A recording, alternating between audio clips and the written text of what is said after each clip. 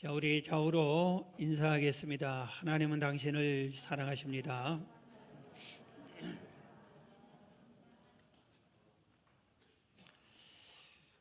오늘은 2021년도 마지막 주일입니다. 우리가 한 해를 돌이켜보면서 엎드려 고요하게 묵상을 해보면은 그래도 우리가 감사합니다 해야 할 것 같습니다. 올해 한 해는 시작도 코로나, 중간도 코로나, 마지막 달인 지금도 코로나가 온 나라를 다 뒤덮고 있습니다. 우리나라뿐만 아니라 전 세계가 이 코로나 때문에 상당한 어려움을 겪고 있습니다. 그래도 다행스러운 것은 세계 제1부자요 모든 것의 선두주자라고 하는 미국은 코로나 사망자가 어제 수치 보니까 81만 명이나 세상을 떠났어요. 코로나로. 그런데 우리나라는 다행스럽게 5천 명 정도, 160분의 1도 안 되는 한 분 생명이 천하보다 귀하지만 돌아가신 분들 정말 위로를 드리지만 그 숫자는 아주 작았구나 하는 것을 깨닫게 됩니다. 코로나에서 우리 삼일교회 온 성도들의 생명을 지켜주신 것을 하나님께 다시 한번 감사를 드립니다. 말세 징조와 같은 이 코로나의 아주 질병이 전 세계를 다 이렇게 뒤엎었는데 우리 믿는 성도들은 이보다 더 큰 고통이나 재난이나 질병이 와도 우리는 끝까지 견뎌라. 주의 말씀을 기억해야 됩니다. 믿음을 지켜라. 그리고 그래도 감사해라 하는 이 성경 말씀대로 우리가 나아가야 될 줄로 압니다. 오늘 이 마지막 주일에 저는 새해를 며칠 앞두고 2022년 새해 돕는 자를 만나게 하소서 이런 제목으로 말씀을 드리려고 합니다. 오늘 본문에 바울이 돕는 자를 만나서 선교를 잘하는 그런 내용의 말씀이 있습니다. 사도 바울은 1차 선교 여행을 잘 마쳤습니다. 그리고 2차를 준비해서 출발을 하는데 아시아 지역으로 가려고 했습니다. 그런데 성령 하나님께서 아시아에 가는 길을 막았습니다. 허락하지 않았습니다. 그리고 방향을 바꿔서 유럽 지역으로 방향을 바꾸어 줬습니다. 오늘 본문은 유럽 지역의 마게도니아 지역의 첫 성인 빌립보 성에서 일어난 일입니다. 바울은 이 빌립보를 한 번도 가본 적이 없습니다. 그리고 이 빌립보 성 안에는 바울이 아는 사람이 단 한 명도 없습니다. 오직 성령께서 유럽으로 방향을 틀어줘서 첫 번째 성인 이 빌립보 성에 도착했습니다. 그래서 이 도착해서 뭐하러 왔죠? 선교하러 왔잖아요. 복음을 전하러 왔잖아요. 안식일이 돼서 사람들이 어디 있나, 복음을 전할 사람이 어디 있나 이렇게 찾다가 강가에 보니까 사람들이 있었습니다. 그래서 거기서 복음을 전했습니다. 복음을 전하니까 그 말씀을 듣는 사람 중에 자주장사 루디아라고 하는 여인이 있었는데 이 여인의 마음을 하나님이 열어줬어요. 그래서 바울을 통한 복음을 받아들였습니다. 그리고 바울을 자기 집으로 초청했습니다. 거기서 복음을 전했고 온 가족이 예수를 믿고 그날 세례를 받았습니다. 그러면서 이렇게 요청을 했습니다. 선생님, 우리 집에서 이 빌립보 성에 아는 사람 하나도 없을 텐데 우리 집에서 숙식을 하세요. 그리고 우리 집을 교회로 사용하세요. 그렇게 해서 빌립보 교회가 그 루디아 가정에서 출발을 합니다. 바울은 예수님께서 복음을 전하는 사람들에게 이렇게 명령을 하셨어요. 누가복음 10장 1절 이하에 보면 그 후에 주께서 따로 70인을 세우사 친히 가시려는 각 동네와 각 지역으로 둘씩 앞서 보내시며 이르시되 추수할 것은 많되 일꾼이 적으니 그러므로 추수하는 주인에게 정하여 추수할 일꾼들을 보내 주소서 해라. 갈지에다 내가 너희를 보냄이 어린 양을 이리 가운데로 보냄과 같도다. 4절입니다. 중요합니다. 전대나 배낭이나 신발을 가지지 말며 길에서 아무에게도 문안하지 말라. 이것은 복음을 전하러 가는 사람이 그냥 성교비를 잔뜩 짊어지고 통장을 가지고 뭐 카드 몇 장 가지고 그렇게 가지 말라 이겁니다. 그리고 신발 이런 것은 그 시대에는 신발을 수시로 갈아 신어야 돼. 그래서 신발을 가지고 여벌을 가지고 다니다. 그러지 말라 이겁니다. 어떻게 해야 되냐? 5절 어느 집에 들어가든지 먼저 말하되 이 집이 평안할지에다 하라. 만일 평안을 받을 사람이 거기 있으면 너희의 평안이 그에게 머물 것이요 그렇지 아니면 너희에게로 돌아오리라. 그 집에 유하며 주는 것을 먹고 마시라. 일꾼이 그 삭슬 받는 것이 마땅하니라. 이 집에서 저 집으로 옮기지 말라 그랬습니다.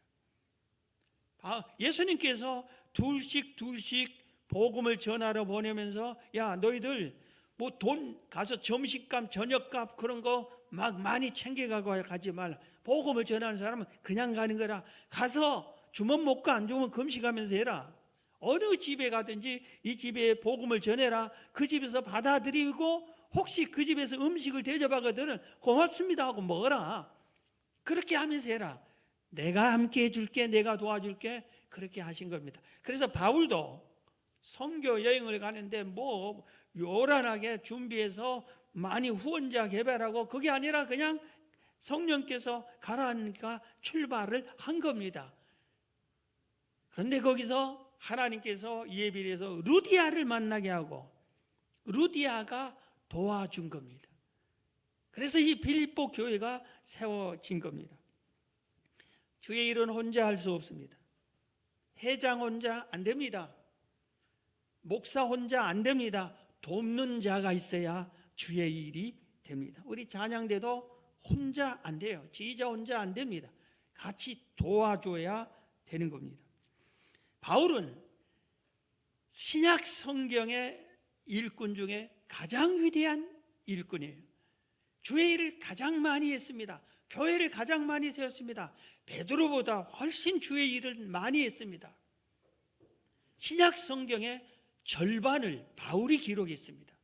이렇게 큰 일을 했는데 우리는 바울이 위대하다 이렇게 생각하는데 사실은 이 바울을 돕는 자들이 도와주었기 때문에 그렇게 된 겁니다. 돕는 자들이 있었어요. 성경은 바울의 돕는 자들을 소개합니다. 오늘 말씀을 준비하면서 바울을 누가 도왔지 하면서 조사를 해보니까 깜짝 놀랐어요. 바울이 위대하지만 바울이 돕는 자들이 위대했구나. 그들의 수고가 이런 큰 열매를 맺었구나 하는 것을 알 수 있었어요. 제일 먼저 바울을 돕는 사람이 아나니아였어요. 바울은 예수 믿기 전에 이름이 사울이었습니다. 사울의 이름으로 얼마나 예수 믿는 사람을 유대인 중에 제일 앞장서서 예수 믿는 사람을 핍박한 사람이 사울이었습니다. 스데반 집사를 사울이 앞장서서 순교시켜 죽였습니다. 그런데 다메섹에 예수 믿는 사람들이 많다고 하는 것을 알았어요. 그래서 다메섹에 내가 가서 예수쟁이들을 다 잡아서 포로로 끌고 아주 구속해서 끌고 와서 감옥에 쳐내야 되겠다. 이렇게 하면서 공문을 받아가지고 체포영장을 받아가지고 다메섹으로 일행과 함께 씩씩거리면서 갔습니다. 그런데 다메섹 도착 직전에 다메섹 도상에서 갑자기 하늘에서 너무나 밝은 빛이 바울을 비쳤습니다. 눈을 시력을 상기라고 말했습니다. 그러면서 주님이 나타났습니다. 예수님께서 사울아 사울아 왜 네가 나를 박해하느냐고 말했습니다. 주여 누구십니까? 네가 핍박하는 예수다. 거기서 사울이 꼬꾸라졌습니다. 예수님이 하나님이시였구나, 예수님이 메시아였구나, 예수쟁이들이 말한 구세주고 예수님이 부활하고 이승천이 다 맞는 거구나, 거기서 꼬꾸라집니다. 그런데 이미 시력은 상실하고 말았습니다. 이때 예수님께서 아나니아에게 네가 가서 안수해 줘서 눈을 뜨게 해라 합니다. 사흘 동안 아무것도 못 봤습니다, 사울이. 그런데 아나니아가 가서 주님이 말하니까 순종하고 와서 사울을 안수 기도해 줍니다. 그러니까 눈이 회복이 됐습니다. 시력이 회복이 됐어요. 아나니아를 만나지 못했다면 시력을 회복할 수 없었을 것입니다. 아나니아 도움이 얼마나 컸는지 모릅니다.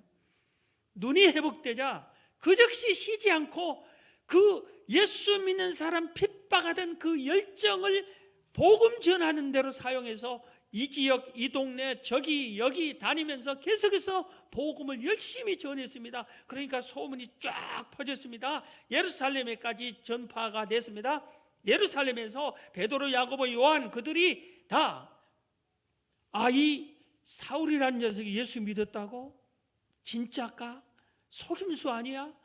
예수 믿는 척 해가지고 믿는 사람과 교제 나와서 우리들이 모인 모든 사람들 다 잡아가려고 아닌가? 이렇게 모두들 의심을 하고 있을 때 바나바가 나타나서 바울을 도와줍니다. 여기서도 바나바를 만났지 않았더라면 사울이 한 일이 큰 어려움을 겪었을 거예요. 바나바가 나타나서 베드로에게, 야고보에게, 요한에게, 예루살렘 성도들에게 여러분 사울은 이제 옛날 사람이 아닙니다. 이름도 바울로 바꿨습니다. 이 바울이 새 사람이 됐어요. 예수 믿고 새 사람이 됐어요. 우리가 예수 믿고 새 사람 된 것처럼 바울도 예수 믿고 새 사람이 됐습니다. 그리고 우리를 잡아 핍박하는 게 아니라 복음을 전하는 전도자입니다. 그를 받아들여야 됩니다. 설득을 합니다. 그래서 바나바의 도움으로 바울이 예루살렘 지도자들과 예루살렘 성도들과 교제를 나누는 것, 서로 신뢰하는 사이가 됩니다. 오늘 빌립보에서는 루디아를 만나서 루디아의 도움으로 빌립보 교회를 세웠는데, 고린도 교회를 세울 때는 디도, 유스도라는 사람을 만나서 그가 도와서 유스도 집에서 루디아처럼 그 집에서 교회를 세우기 시작하고 출발해서 고린도 교회를 세웠고, 거기서 그 유명한 천막 장사를 하는 브리스길라, 아굴라를 거기서 또 만납니다. 그들의 도움을 받습니다. 그리고 데살로니가 교회는 야손이라고 하는 사람의 도움을 받아서 야손 집에서 또 교회를 세워서 데살로니가 교회를 세웁니다. 가는 곳곳마다 이렇게 돕는 자를 만납니다. 로마서 16장은 사도 바울이 말년에 자기 일생의 주의 일에 도움 주는 사람들을 소개하는 그 내용입니다. 무려 37명이나 거기에 기록이 되어 있습니다. 거기 보면은 유대인, 헬라인, 로마인, 아프리카인, 이렇게 지역이, 종족이 전부 다 다릅니다. 수많은 사람, 37명만 적었는데 그 37명을 분석하면 그렇습니다. 여성이 8명이나 됩니다. 로마 황실 가족도 있습니다. 반대로 종의 신분같이 아주 천한 사람도 있습니다. 옥에 갇힌 사람도 있어요. 바울이 옥에 갈 때 같이 옥에 갇힌, 그렇게 도와준 사람도 있어요. 얼마나 그 옥에도 같이 갔다 이겁니다. 어머니 역할을 해주는 분도 있었어요. 친척 역할을 해준 분도 있었습니다. 브리스길라, 아굴라는 어떤 도움을 줬냐면은 바울을 위해서 자기들의 목숨도 내놨습니다. 바울 죽일 일이 있으면은 내가 대신 죽겠습니다. 이런 정도로 바울이 그렇게 고백할 정도로 그런 도움을 주었습니다. 자, 여러분이 무슨 벌금을 낼 일이 생기는데 벌금 대준 대신 내준 사람 있어요? 여러분 직장에서 근무하고 일하는데 대신 일해주는 사람 있어요? 여러분이 가야 할 심부름을 가야 되는데 대신 심부름 가준 사람 있어요? 이런 사람은 간혹 있을 수 있지만 여러분이 죽어야 할 일을 당했는데 대신 죽어줄 사람이 있어요? 그런 건 없잖아요. 바울은 있어요. 바울이 감옥에 가 일을 때 같이 가는 겁니다. 감옥까지 가서 바울을 도와줬어요. 바울이 생명을 내놓고 자기들의 생명을 대신 내놓고 바울의 생명을 지켜주려는 그런 사람들이 있었다 이겁니다. 이거 뭐 합당한 전혀 다른 예인데 우리 전두환 대통령을 끝까지 지켜준 사람이 장세동 씨라고 있다고 그러잖아요. 장세동 씨는 전두환 대통령 사람들이 다 떠난 이분은 끝까지 전두환 대통령을 지켜줬다고 그러잖아요. 바울이 바울 된 것은 첫째는 주의 은혜라고 바울이 소개했어요. 나의 나 된 건 오직 주의 은혜다. 그런데 바울이 바울 된 것은 두 번째는 돕는 자들이 있었어요. 돕는 자들 때문에 그렇게 된 겁니다. 죄송한데 오늘 말씀을 준비하면서 제가 이제는 목회를 마무리할 때가 돼서 뒤돌아봤습니다. 이 말씀을 준비해서 바울 로마서 16장에 37명이나 바울을 도와준 사람이 있는데 나의 목회를 도와준 사람 가만히 생각해서 보니까 정말 물론 전에도 많이 생각하고 감사를 표했지만 내가 오늘날에 이 모양으로도 주의 일 할 수 있었던 것은 주의 은혜지만 저를 도와준 사람들 때문이었구나. 그것을 알 수 있었어요. 저도 많은 사람의 도움을 받았어요. 그런데 천국 간 두 사람을 소개하면은 한 분은 대신학 4년을 등록금을 장학금을 보내준 분이 있어요. 이분이 얼굴을 모릅니다. 얼굴을 저한테 알려주지 않았어요. 사진 하나 안 보내줬기 때문에 백인인지 흑인인지 모릅니다. 이분이 직업이 뭔지 모릅니다. 가난한지 부한지 모릅니다. 4년 동안 제 대학 장학금을 보내면서 딱 2번 편지를 보냈는데 저는 편지를 조금 몇 번 더 보냈어요. 그래서 답장을 몇 번 편지 받고 한 번 해주고 2번 받았는데 네가 공부를 너무 신경 쓰는데 열심히 공부해라. 훌륭한 주의 종 되라. 이런 내용, 아주 짧은 내용. 제가 신학 들어갈 때 등록금 1학기밖에 없고 나머지는 대책이 없었습니다. 그래서 자연히 낮에는 공부하고 밤에는 학교 기숙사가 산 기슬에 있었어요. 학교도 산 기슬이고. 그러니까 그 산에 올라가서 기도할 수밖에 없어요. 밤에는 등록금 어떻게 합니까? 낮에는 공부하고. 그런데 한 선교단체에서 소개해 줬어요. 저를. 한국에 이 가난한 신학생이 주의 종이 되려고 공부하는데 등록금이 없습니다. 도와줄 사람을 찾습니다. 한 선교단체에서 저를 소개했는데 그분이 그럼 내가 도와주겠습니다. 이분이 내가 한번 추측을 해봤어요. 흑인일 것 같다. 미국 사람인 것만 알아요. 흑인일 것 같다. 그 다음에 또 한번 추측했어요. 이분은 청소부 아저씨가 아닐까 이런 생각을 했어요. 절대로 부자가 아닌 것 같아요. 어려운 중에 그 느낌이 있어야잖아요. 이 등록금을 이렇게 물론 등록금 전액을 도와주지는 않았지만 보내주는 그게 받는 나의 느낌이 있잖아요. 이분이 넉넉하지 않는 데서 떼서 보낸 것 분명하다. 그게. 그래서 이분 청소부가 아닐까. 그런데 자기보다 더 어려운 한국의 가난한 학생이 공부한다니까 도와준 게 아닐까. 그 다음에 또 한 분은 제가 대학을 다니면서 신학을 하면서 할 수 있는 건 기도니까 1학년 때부터 4가지 기도를 했습니다. 하나는 하나님 나 교회를 개척하게 해주세요. 하나님 결혼을 해야 되지 않습니까? 이런 여자를 주옵소서. 또 하나는 대학원을 다니게 해주세요. 그리고 또 하나는 이건 나중에 1학년 나중에 기도를 더했는데 박사학위 받게 해주세요. 이 4가지를 4년 동안 기도했습니다.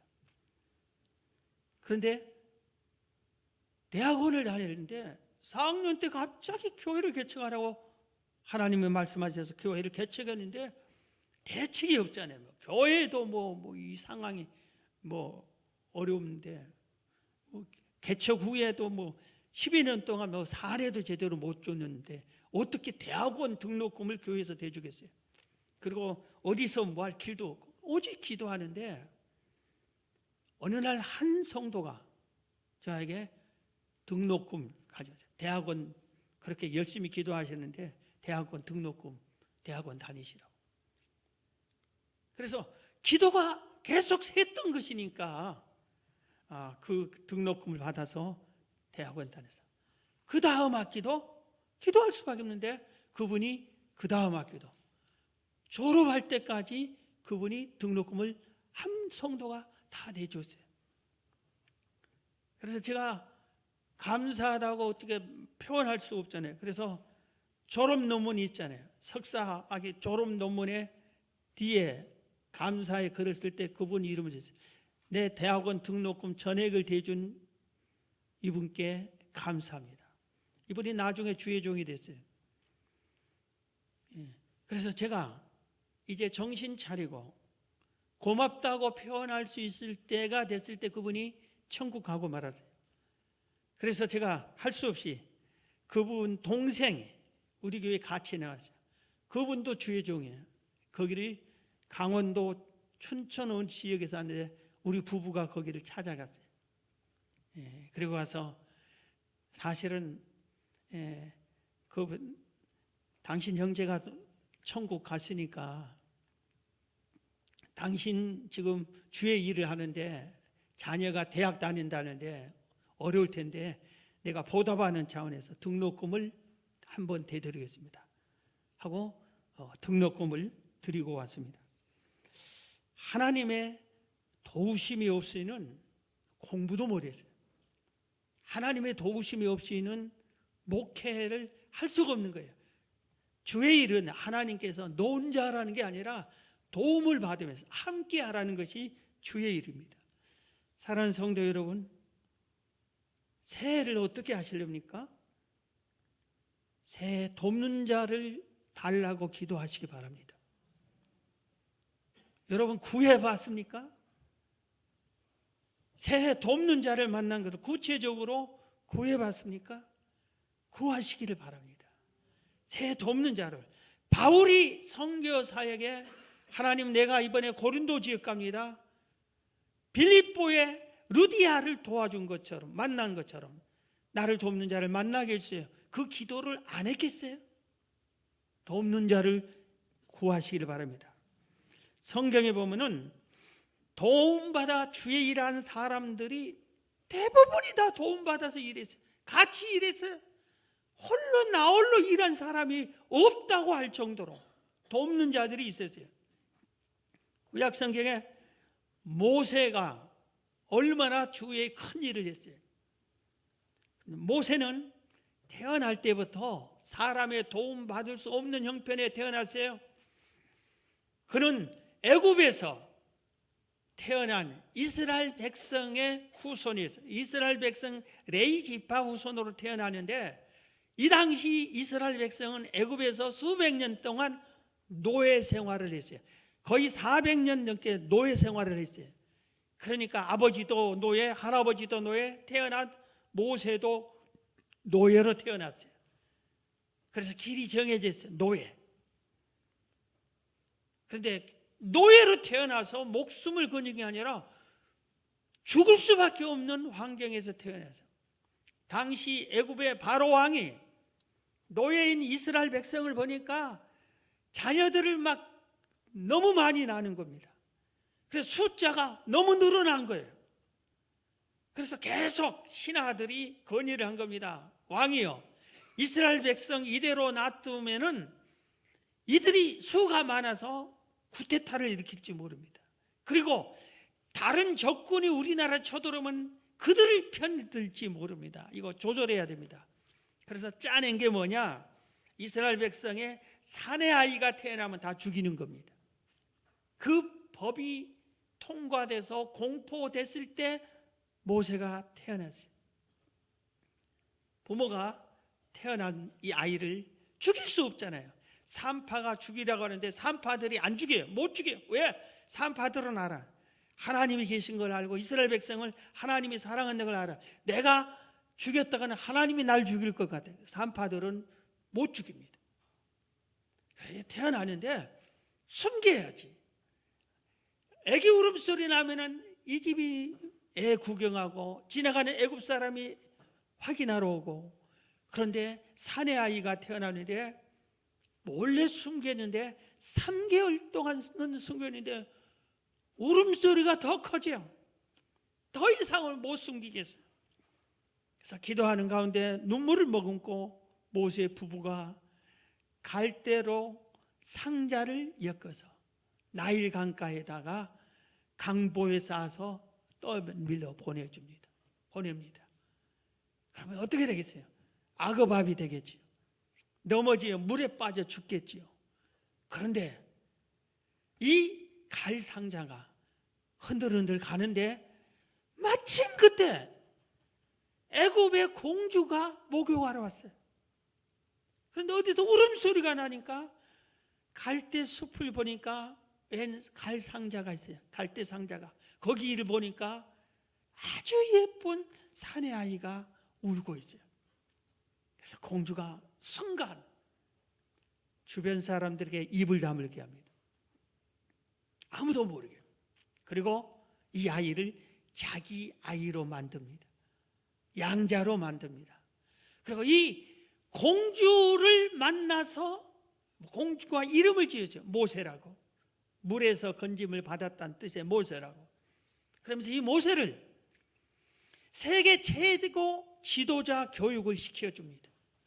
그래서 모세가 비록 원수의 나라 같은 이 애굽에서 자라지만 훌륭한 지도자의 교육을, 왕자로서 교육을 받아가지고 나중에 이스라엘 백성을 이끌어 가나안으로 이끌어가는 훌륭한 지도자로 됩니다. 그런데 공주의 도움을 받았어요. 공주의 도움이 없으면 이런 모세가 될 수가 없어요.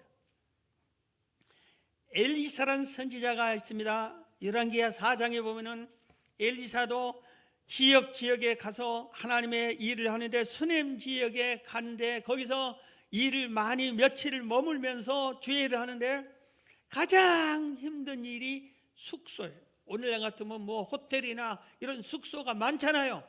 가서 그냥 간단하게 숙소에서 생활할 수 있잖아요. 이 시대에는 이런 숙소가 없었어요. 그러니 길바닥에 아니면 어디서 그냥 어느 집에서 방 한 칸 내주면 거기서 얼마나 불편한지 몰라. 그런데 거기에 수넴 여인이 올 때마다 대접해 줬던 그가 자기 남편에게 이렇게 건의합니다. 여보, 우리 엘리사 선생님이 우리 동네 올 때마다 어려운데 우리가 넉넉하지 않아요. 집 하나 지어서 사택을 제공해 줍시다. 그래서 집을 하나 지어서 제공해 준데 엘리사가 자기 종 비서 게하시를 데리고 다녔는데 수넴 지역만 오면 너무 편하고 주의 일이 잘 돼. 편하니까, 숙식이 편하니까. 그래서 안 되겠다. 축복해 줘. 주의 종의 주의 일을 돕는 자를 하나님이 또 다 복을 주셨어요. 성경 보면 다 복을 받아요. 그래서 게하시에게 야, 이 집에 뭔가 알아봐라 했더니 이 집이 아무것도 필요 없습니다. 부자입니다. 넉넉합니다. 평안합니다. 화목합니다. 다 좋습니다. 그런데 한 가지가 부족하네요. 뭐냐? 자식이 없습니다. 부부를 오락해라. 기도 축복해 줍니다. 자식을 낳을 것이다. 10달 후에 아들을 낳습니다. 얼마나 큰 복을 받았어요. 그런데 몇 년, 얼마 지난 후에 이 아기가 죽고 맙니다. 그때 이 수넴 여인이 속히 엘리사에게 소식을 전합니다. 엘리사가 빨리 왔습니다.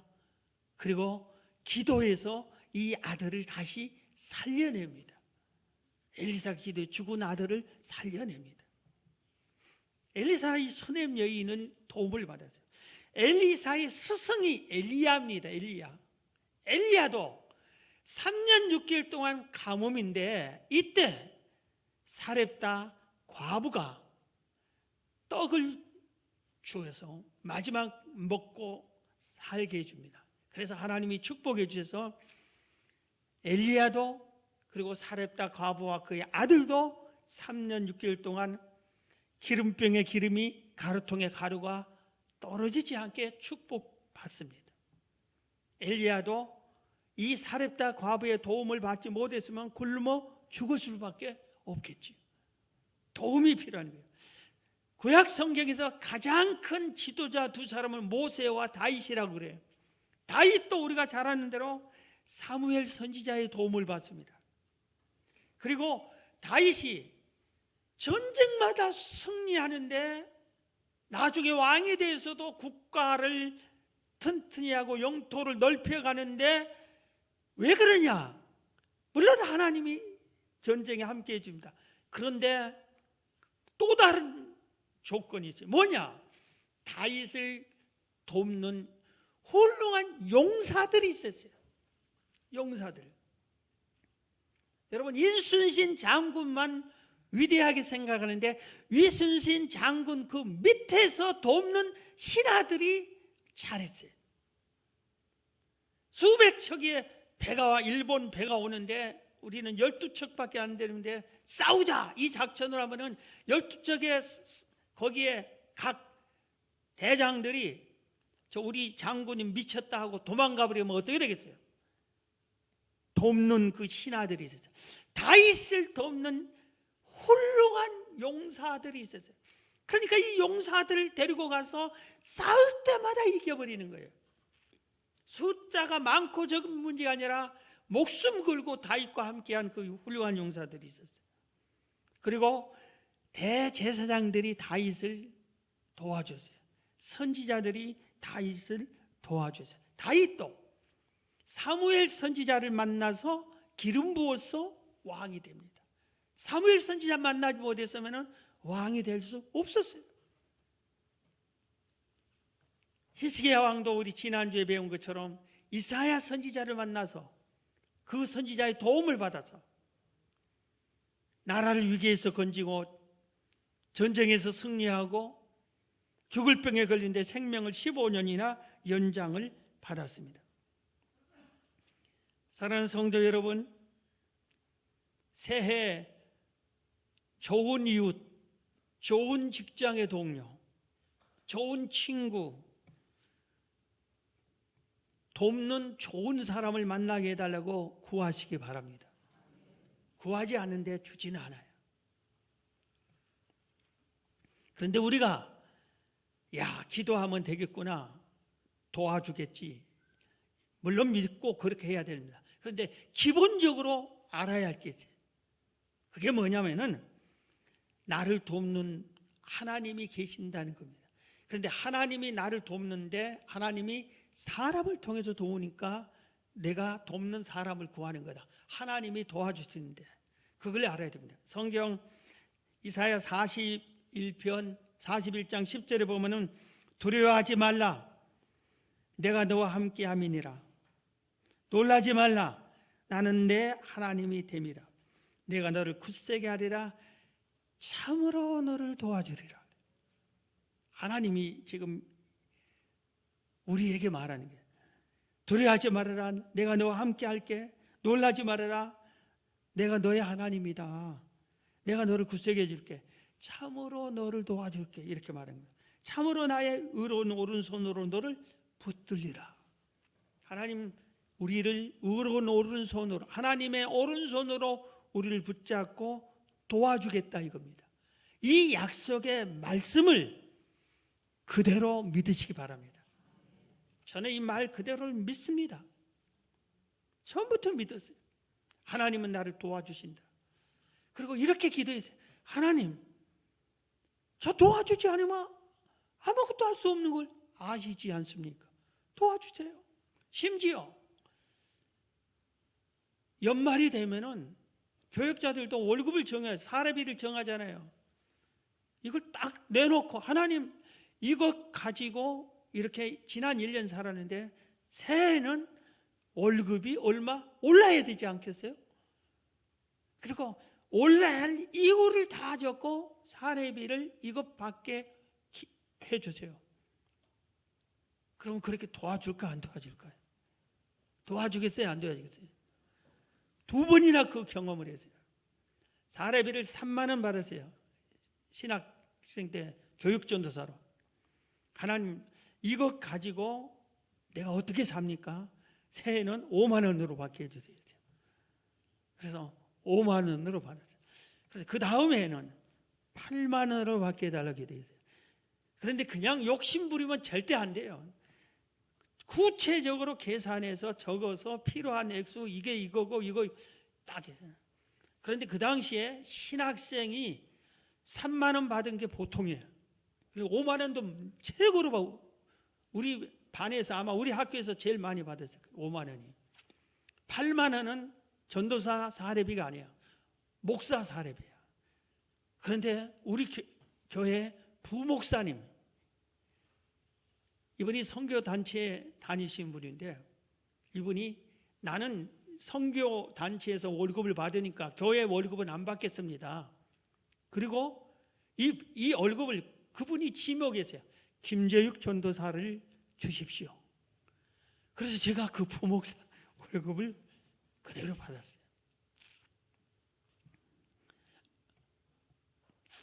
자, 그런데 하나님이 구하면 다 도와줄까? 아닙니다. 지금 말씀이 중요해요. 어떤 자를 도와주느냐? 3가지. 첫째는 하나님의 계명을 지키는 자. 하나님 그렇게 정해놨어요. 하나님의 말씀을 지키는 자. 출애굽기 20장 6절에 나를 사랑하고 내 계명을 지키는 자에게는 천대까지 은혜를 베푸느니라. 나를 사랑하고 내 계명을 지키는 천대까지 은혜를 준다. 신명기 30장 16절에 보면 곧 내가 오늘 내게 명령하여 내 하나님 여호와를 사랑하고 그 모든 길로 행하며 그의 명령과 규례와 법도를 지키라는 것이라.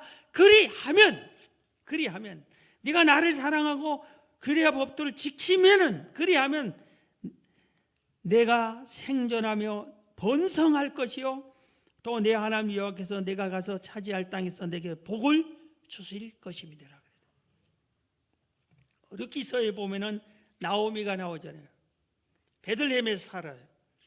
그런데 베들레헴에 흉년이 드니까 하나님의 동네 다윗 고향 예수님이 탄생을 이 베들레헴에 버리고 옆에 모압이란 나라가 잘 산다니까 그래 이민 가버립니다. 남편과 2 아들 데리고. 하나님이 아마 징계한 것 같아요. 남편 죽고 거기서 모압 여인과 결혼한 2 아들이 다 죽어버립니다. 그러니까 집안에 3 과부만 남았어요. 나오미가 깨달아서 회개합니다. 내가 살려면 고국으로 돌아가서 하나님께 엎드려야 되겠다.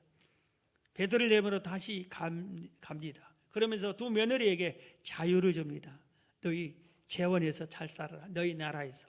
그런데 한 며느리는 고맙습니다 하고 떠나는데 룻은, 이 며느리는 아닙니다. 이미 나는 어머니의 딸이 되는데, 며느리가 되는데 어머니가 믿는 하나님을 나도 믿습니다. 나도 하나님을 믿습니다. 그리고 어머님이 하나님 말씀 지키는 그 말씀 나도 지킵니다. 어머님 나라가 내 나라입니다. 그리고 나라와 종교를 버리고 하나님을 믿고 시어머니를 공경하겠다고 갑니다. 그래서 할 수 없이 데리고 갑니다. 집도 절도 땅도 아무것도 없어요. 그러니까 이삭 주입니다. 오늘날 말하면 폐지 주어서 어머니가 먹여 살립니다. 그런데 하나님이 이 여인의 복을 줍니다. 왜? 10계명에 5계명에 내 부모를 공경하라. 그리하면 네가 땅에서 장수하고 잘되게 해주마 약속했잖아요. 어머니, 시어머니도 부모님이잖아요. 시어머니를 버려야 당연하잖아요. 젊은 여인이. 나라도 다른데, 남편도 없는데. 그런데 시어머니를 공경했더니 베들레헴에서 가장 부자요, 가장 유지인 보아스가 있는데 보아스를 만나게 해서 보아스와 재혼을 합니다. 조언도 아니에요, 재혼이에요. 이 룻이 하나님이 그렇게 역사하는데 어떻게? 그래서 두 사람 사이에서 자녀를 낳고 자녀를 낳는데 이때 난 게 다윗입니다. 다윗의 증조 할머니가 됐어요. 성경에 예수님 족보에 룻이라는 이름이 당당히 기록이 됐습니다. 계명을 지킨 사람, 하나님의 말씀을 지킨 사람을 하나님이 도와줘요. 그 다음에 하나님께 어떤 사람 도와주느냐? 하나님께 순종한 자. 바울을 왜 도와줬어요? 성령님께 순종해서. 아시아로 가려고 했는데 유럽으로 가라 해도 예, 저리 가라 예, 숨어라 예, 도망가라 예, 맞아도 전해라 예, 순종했기 때문에. 마지막으로 하나가, 하나님은 자기 백성된 자를 도와줍니다. 버리지 않습니다. 이사야 44장 2절에 너를 만들고 너를 모태에서부터 지어낸 너를 도와줄 여호와가 하나님의 자녀가 되고 백성이 되면 도와줘요. 도와줄 여호와가 이같이 말하노라. 나의 종 야곱 내 택한 이스라엘아 두려워하지 말라. 여러분, 예수님을 구주에 모셨습니까? 하나님의 자녀가 됐어요. 백성이 됐어요. 그러면 하나님이 도와주세요. 말씀을 마치겠습니다. 2022년 새해 복의 복을 받는 여러분 되시기를 바랍니다.